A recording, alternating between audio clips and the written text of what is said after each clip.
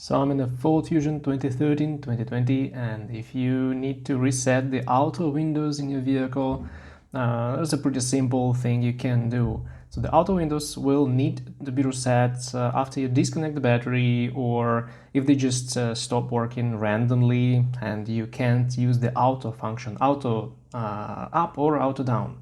So to reset the window, first of all, you need to bring it down, so roll it down.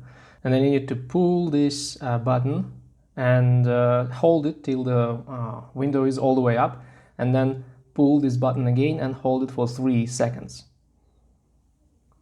Then release the button, and after that you need to push the button, push and hold it till the window is all the way down, like this.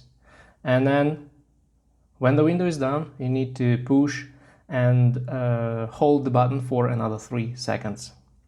And then release the button, and at this point the window will be reset. So you will need to repeat this procedure for every auto window in your Full Fusion in order all the windows work.